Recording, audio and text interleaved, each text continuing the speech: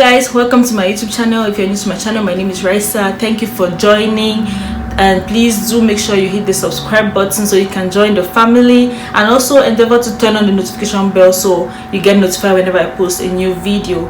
And if you're a returning subscriber, thank you so much for always coming back, and you guys already know what it is, so please do like my video and comment down below, and also don't forget to share this video with your family and friends. So I want to just appreciate everybody who has subscribed. I know I have new subscribers. Thank you so much, you guys. It's so encouraging to see all of that, and I thank you for the feedback I got from my past videos. I need to say this here because I didn't mention in my other videos. So I see all of those things. I see all the love. Thank you so much. I don't know what to say again. Yeah, so thank you so much. So as you guys know, this is another episode where I share my thoughts about life as an African living in Canada. I think I mentioned in my last video I had 2 more points. So the one I'm going to say today, and the other point is the last one, which I'm going to use to end the series. Okay, in this video I'm just going to highlight some very pertinent. I know that many of us have actually seen that. It's not only in Canada, this one is everywhere. In fact, I think almost everything I've said, it happens everywhere, like in every other foreign country that's like apart from Africa, right? So yeah, let's get straight into this video, you guys. I don't want to talk too much. This video is going to just tell you a few points about some of the strange things that were happening here, which were totally different from what we know from Africa, from back home, from Cameroon to be precise, because that's where I'm from. Okay, yeah, so I have written everything down as usual, you guys. Nobody should come for me. Yeah, I realized that Canadians have a way of telling you, of instructing you in a very polite way. So they're telling you to do something for them, but they're not harsh about it. So they just tell you, do you mind going to this place? The way they say it, they're actually telling you to do it, but it's not in a harsh way. You know, back home somebody will tell you, please go to this place and do this, and then you say, oh, I cannot do this, I cannot do that. But the way they ask, when somebody uses do you mind doing this, like, it's so polite that you find it hard to say no. Even when we're in class, our teachers can say, do you guys mind submitting your homework now? Everybody's like, oh sure, they're doing it. But it's a question. Do you mind it? Are you not supposed to say yes or no? You say, well, I'll say no. If I was back home, I'll be like, no, I've not done the assignment or so. But when he says, do you mind doing that? Oh yeah, give him the paper. Let him go and mark his assignments. Do you understand? That's how I noticed they're very polite when they talk, but then they mean what they say. So do it, okay? Don't argue with us. Another thing I've noticed as an African living in Canada, which is totally different from what I know back home, is that everywhere I'm going to, I have to carry my ATM card. Cash is something that I don't really carry cash in my hand. I don't really have cash most of the time. Even if I have it, it could just be maybe $5, $10, not a lot of money, right? So I had to go cashless, no cash in hand, just cards, credit card, debit card. I have to have it. It's just part of me. Nobody really carries money on them like that. Some places will always specify if they're using cash, so you will know before time that this is what you should go and withdraw the money from your account so you can use it. Other than back home, where if you go to the market and you want to buy, let's say, dresses, pepper, Maggi, salt, all of those kind of things, those are basic stuff. Those women in the market don't have the machine for it. You have to pay with cash. So we always carry money back home. People even have their whole purse with coins in it. The money that they carry in the world, they have it in their bag with them. Yeah, so that's what I noticed about Canada. The next thing I noticed is that Canadians, they have a way of talking. When I'm talking to you guys, I just talk. So I was going to the market and this happened and that. But when a Canadian speaks, they speak as if they are singing. Is it a song? Like this. Let me give you an example. So hi Raisa, how are you doing today? I'm good. And then they'll say, oh, so I was actually talking to my mom and she said I should go tell my friends that, guys want to go for coffee, or would you guys rather prefer to go for a dessert? Like, it was so funny when I heard it at first. I was like, they always speak like they're singing. Yeah, it's not a song, so why did they have to speak like that? That's how they speak. Okay, so that was very weird. Another thing I noticed, that most all the roads are tarred compared to back home, where majority of the roads are not tarred. If you want to ride bicycle, tarred roads. If you want to drive in one place, tarred roads. Except places that people don't live there, right? Those are the kind of roads maybe you could find on tarred roads, so people don't live there. But areas where people live, the roads are always tarred, like they are tarred. What do you want again? Everything is good, life is good. Yeah, so that's how it is, and it was so beautiful. And you know, I'm like, wow. During the winter time, they try to, during the winter time, as you know, because of, you know, the snow and everything, it destroys the roads, right? But then during the summer, they always come and fix the roads back, and everything is on point. So another thing I noticed as an African living in Canada is that the houses are built with wood. Like, they're built with wood. If there's a fire or so, you have to evacuate the building ASAP, because the moment you waste time, these houses will catch fire. And you know, when it catches fire, your documents are gone, all your things are gone in the space of no time, like this, because they're built with wood, right? So you don't have time to even say, let me go and pack, leave the things and go. Just make sure you pay for insurance, because us, we don't like pay for insurance. Facts, like because we're like, oh, it's extra money, but that insurance you're paying for a house here, it covers you a lot. If you understand why, I don't know why they like building houses with wood. Is it because of coal? Well, I don't know, but just let me know in the comment section if anybody has any idea why they do that. I don't know why they do it. Unlike back home, where we use blocks to build houses. If a house gets burnt there, nobody is going to, like, everything can burn, the bed will burn, everything, but the house, like, the walls are still going to be, you know, standing straight, right? So yeah, that's what I noticed. Another thing I noticed is tipping. I think this is the fourth thing I'm giving you guys, right? You see, tips.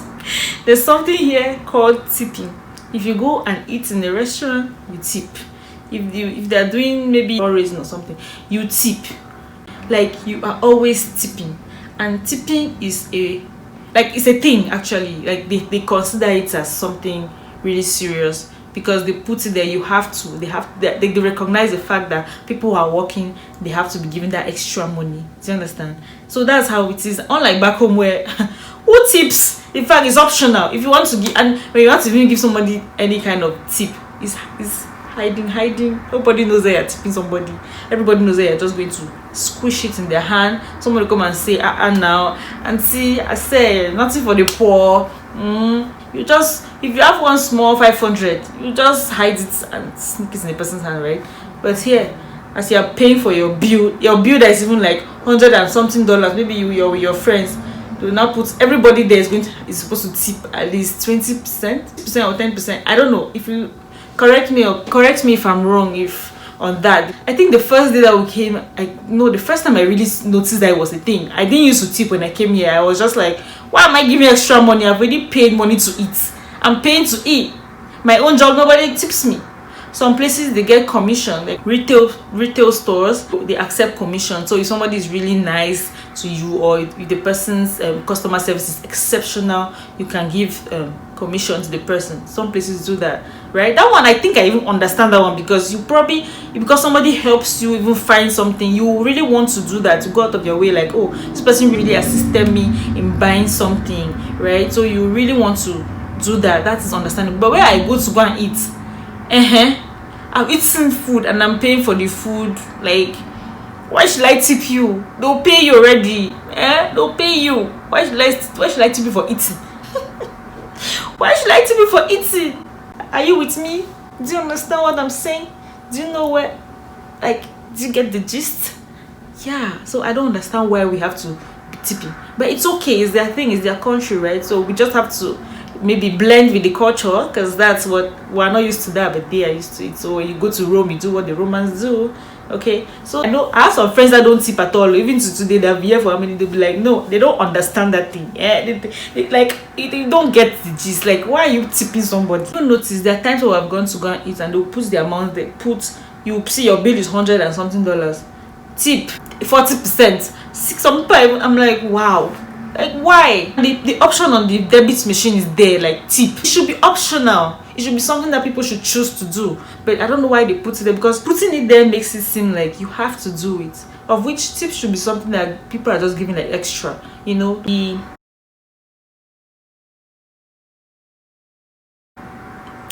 houses here, they don't have gates. You know, back home we have gates. There's one fence that you can jump over, like jumping the fence. All of you that is to jump fence. If you were in this country, they'll catch you because there's no fence. Those who have fences, they're just probably some short fences that are just for decoration or so.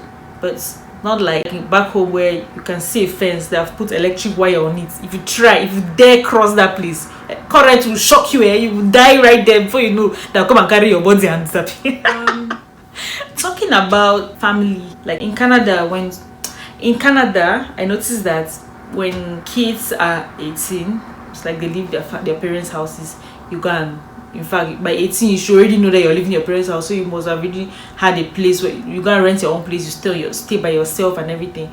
And when their parents are old, they take their parents to a retirement home. Yes, you heard that right. That's where they'll go and keep their parents, because they cannot stay with them. Unlike us, where in 30 years you're still in your mother's house, they're still feeding you, they're still paying the bill, you're never having a job. Africa, God help us, you're never having a job.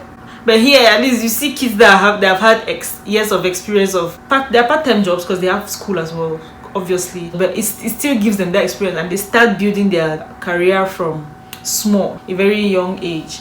Yeah, so unlike us, where we'll be there with our parents, but our parents live in our house, grandmother is there, stepmother, everybody is in that house. In fact, the whole family is inside one house, but nobody is complaining. We're fine. Because us Africans, we see it like, why should I go and keep my parents in a retirement home? Like, why you leave them there? They're just there with people to take care of them. And here, some of them don't really care. They're like, oh, well, they've put their parents in the retirement home, they're paying money there, they feed them there, they take care of them, so they're fine, they really don't bother. But for us, your African mother, the prayer that they'll pray for you, here is God.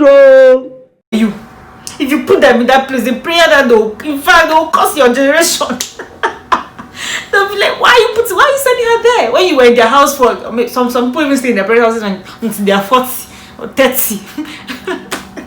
Let me not exaggerate. I exaggerated, but yeah, you stay in your parents' house for a long time. So why would you have the audacity to go and keep them in the retirement home? Like, why? So people do that here, and I find it so weird. Like, we don't do that. Like, no, it's not our thing. But here, well, it's normal. Oh, where are your parents? Oh, they're in the retirement home. Fine, good for them. Yeah, so that's one thing I also notice here, which is so weird to me. Up to now, I can't comprehend that. I'm just like, why? Like, we're just the way we are. Like, I love African culture. I really like it. Here they teach you. Here, people are very independent. So it's more of their culture, unlike ours. Ours were too, like, in our families were so like, you know, so glued to each other. We take care of our brothers, we take care of our sisters.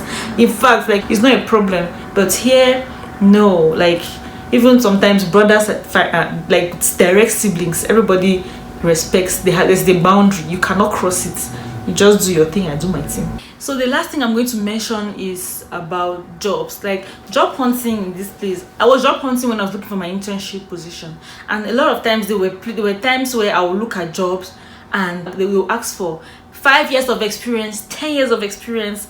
Oh my god, like, I don't have that kind of year of experience. Like, why should I lie to you? I don't have it. Like, when we leave from Africa, let's say by the age of, after university, by the age of 21 or 20, and then you come here and they're asking you for like 5 years of experience of work when you have never worked one job. Oh, that's back home. You have not worked.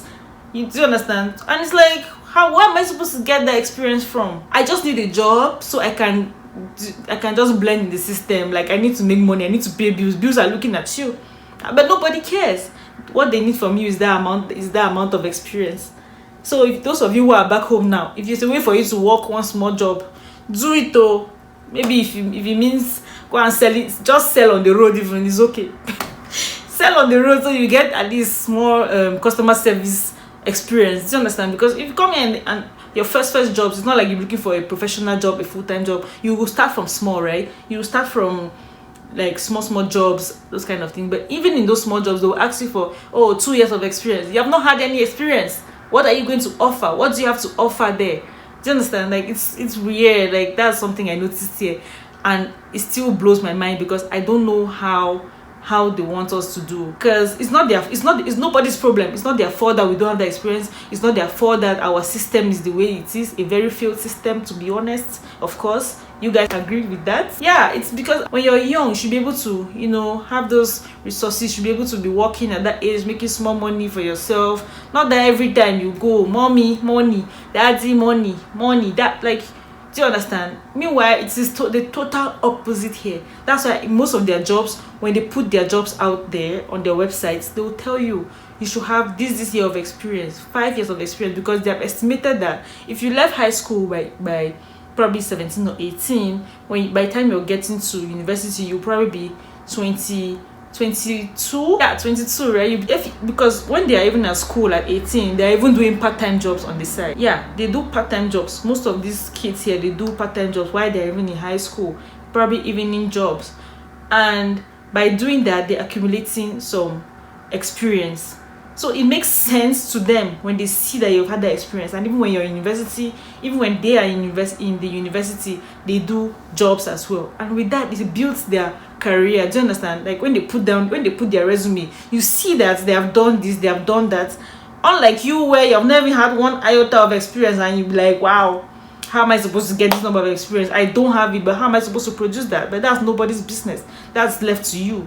You are supposed to be the one hustling, making sure that you're building your profile. Do you understand? That you're supposed to be out there making things happen for yourself, hustling. Yeah, building your career. That's what you're supposed to be doing, even though we don't have it there. But you have to think for yourself, what am I supposed to do? What am I going to do? How am I going to grow? Yeah, how am I going to grow, right? So people can see that, okay, you have had this number of experience at work, and they can give you a job easily. So that's the thing with that's something I noticed here. Jobs, you have a job, yes, but they always, the amount of experience they ask for, it is just too much. Us black people, we hardly fit in, except like us, the younger black people, younger to be precise, because those people who left Africa and they came here since, no, that one is different. But I mean, like, you that is coming from Africa at a later stage, probably after your university and all that, and you're coming to integrate here, it's quite difficult. Like, it's not the same thing. It's a bit tough for you. You get the job, it will take long, but it's gonna understand what I'm saying when you get there. That okay? So these are some of the things I learned. I feel like there's some weird things I've actually left out. But you guys, everybody has their own experience. You know what could have been weird to you, and I know what could have been weird to. So yeah, so that's the end of this video. Thank you so much. I hope you guys liked it, and please do let me know in the comment section what you think. I would really like to get some feedback from you guys about this series, if it's actually making sense also. So thank you guys for watching, and I'll see you guys in my next video. Don't forget to subscribe to my channel if you haven't done so. Please subscribe, okay? And yeah, let's get to 200 subscribers, you guys, please. Thank you, okay?